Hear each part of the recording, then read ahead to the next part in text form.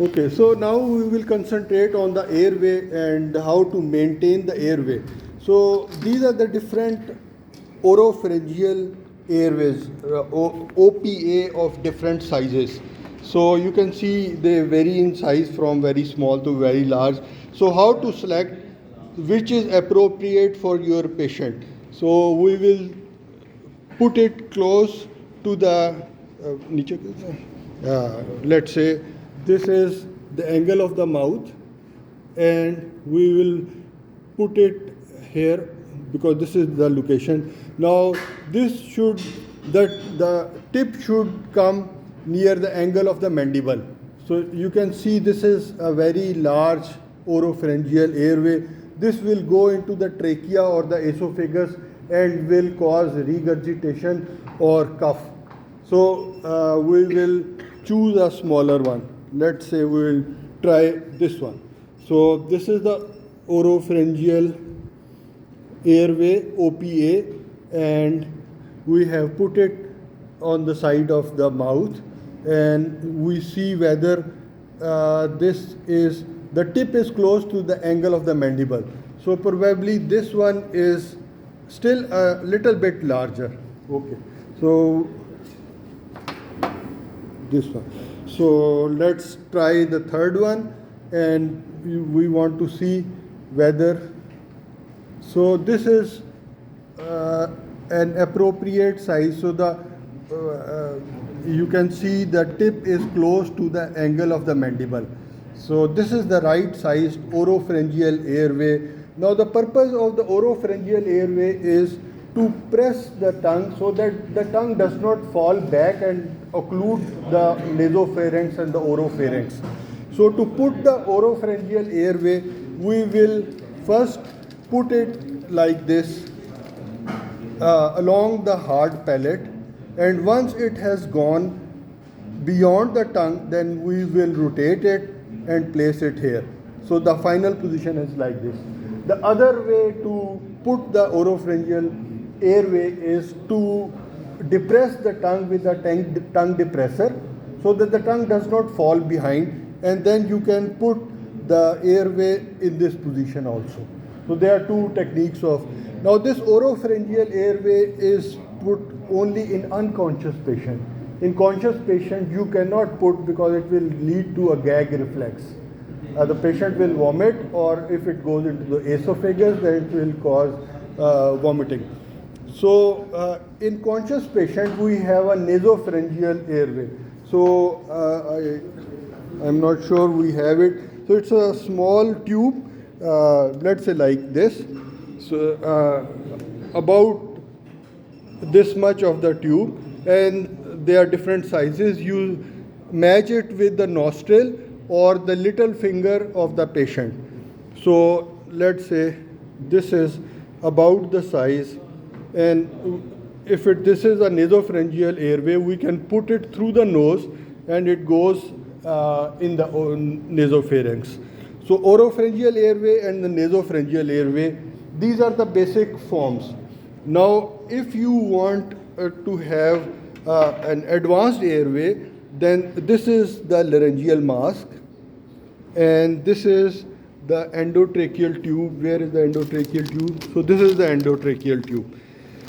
So we will not discuss how to pass these, but the advantage of advanced airways is that you can attach capnography with it. So once the capnography is attached, you can see how much is the end tidal carbon dioxide. So if the patient is not breathing, the carbon dioxide concentration will be low, less than 10 millimeter of mercury. But if the patient starts normal breathing, it will be 35 to 45 millimeter of mercury. So now please hold this camera. I will demonstrate how to use the bag and the mask. Now we will put the mask. Okay, so so this is air pocket mask. Once it is put on the nose, now how to hold it? If there is only one person, then you will hold it like this. And with other hand, back देना था. So you will hold the mask and you will attach the mask the bag. So one person can do breathing like this. But if there are two persons, then to achieve a firm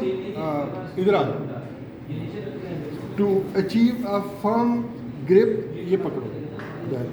So if there are two persons, one person will hold the mask, two fingers on the mask, forming a C, and three fingers on the angle, so that the mask is firmly pressed against the skin, forming a seal, so the air cannot escape. So the second person will press the bag. Okay. See, so the one forming a seal and the other one doing the breathing part of it. Now, in any patient, to open the airway, one, you can make a head tilt, you can lift the chin, and if there is a cervical injury and you are afraid that there may be spinal cord injury, then you do a jaw thrusting. You just lift the jaw. In any way, the first step of CPR is ABC, airway, breathing and circulation. You open the mouth and see if there is any foreign body. Is there any foreign body which is obstructing the airway? So the airway should be clear. This is the first step. The second step is checking for the pulse and the respiration and starting the CPR. Airway, breathing, circulation, ABC. Okay. So you have attached a bag and you have, let's say if the need arises, you have passed endotracheal tube. You will also attach the pulse oximeter. So the oxygen concentration, you can see, we will attach it and you will see. See 90, when the oxygen concentration drops below 90%, then you have to give oxygen. 4 liters of oxygen per minute, 100% of oxygen. You aim to achieve a concentration between 94 and 98. In cardiac arrest, we want to achieve a concentration in the body more than 90%. And in post-cardiac arrest, that is after the cardiac arrest has been dead, the aim is 92 to 98. We do not want to achieve 98%. Attach karen because in 99% there will be oxygen toxicity. So we want to have an oxygen concentration of 92 to 98. Let's see what is the concentration. Cardiac monitor attach karen. So now we will attach the cardiac monitor also and we will see the rhythm on it. So what is the concentration? 100%. 100%. So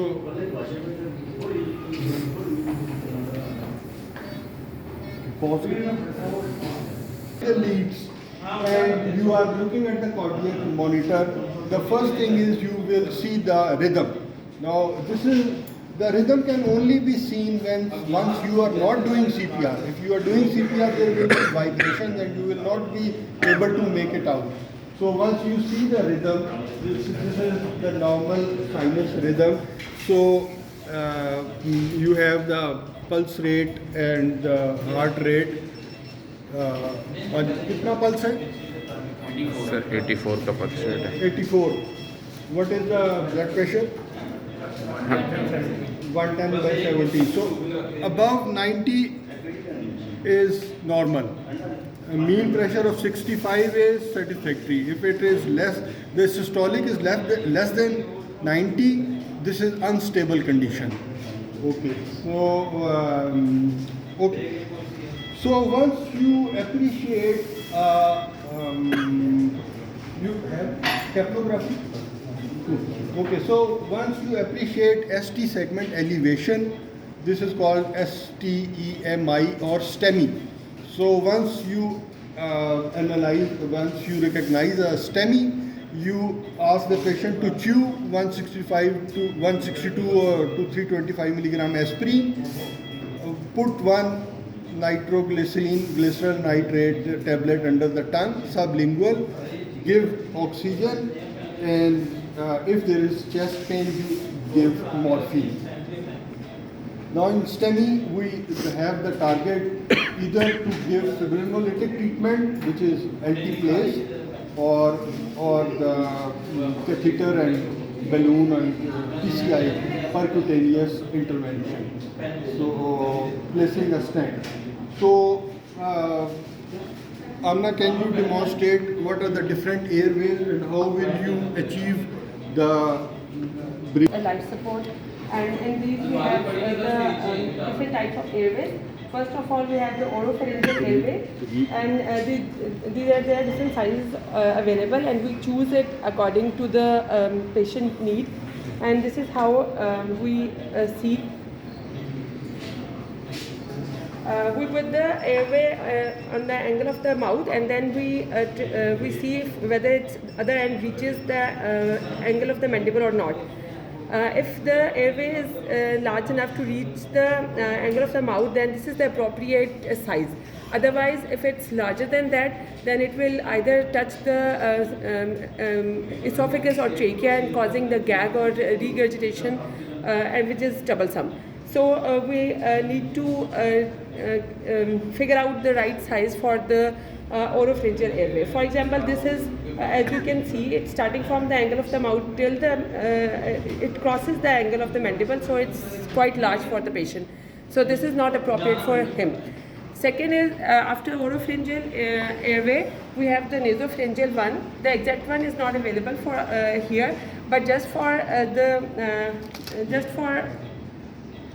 reference, it's such type of a tube, and we see the caliber should be either the size of the nostril or the little finger of the patient. If the caliber is so, then it is put through the nostril till it reaches the nasopharynx to maintain the. In which patient would you like to do NPA, or which patient would you like to do both OPA? The NPA should be done, and OPA is done in a patient who is unconscious, so that we do not incite the gag reflex. So this is always done in the patient who is not conscious. Then we have the endotracheal tubes. This is to maintain the. This is another advanced equipment to maintain the airway. Then we have. What is the advantage of endotracheal tube? Additional advantage in addition to maintaining. We can do the capillography with that. That is the measurement of the carbon dioxide levels in the end tidal volume. Good. So capillography gives us the measure how much carbon dioxide is present in the exhaled air. So carbon dioxide is not present in the atmospheric air. So whatever is coming from the lungs and the body. If the body and the breathing is proper, the concentration would be higher. How much? 35. 35 to 45 millimeter of mercury is the normal carbon dioxide and tidal concentration. But if the patient is in cardiac arrest, what would be its concentration? So it will be, if he is not breathing, then it will be low. How much? So 15. Less than 10. So when you are doing a satisfactory CPR, it will be 10 to 12 or 15. So once the patient starts breathing, it will suddenly jump to 35 to 45. Okay. This is the laryngeal mask. This is put right at the glottis, and there to provide air. The advantage is that in other patients it takes up its place and doesn't incite any and it remains there. Okay, how will you put the pocket mask on the patient's face? How will you attach the bag, and how will you,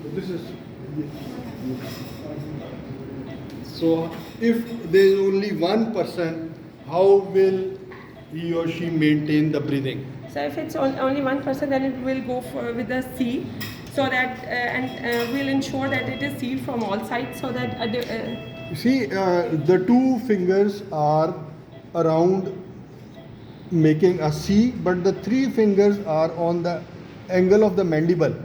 The three fingers are are attaching the mask with, so 3 fingers are holding the mandible and the 2 fingers are making a loop. So this is when there is only 1 person. But if there are 2 persons, how will you hold it? Then we can use these. Okay, this approach. so the 2 fingers, thumb and the index finger are making a C, and the 3 fingers are on the mandible, so that a proper seal is maintained and the air does not leak from the sides of the mask. The 1%, so this is sufficient to press the bag only half. It will give enough tidal volume. Otherwise, you can attach a pediatric. Where is the pediatric one? The smaller one.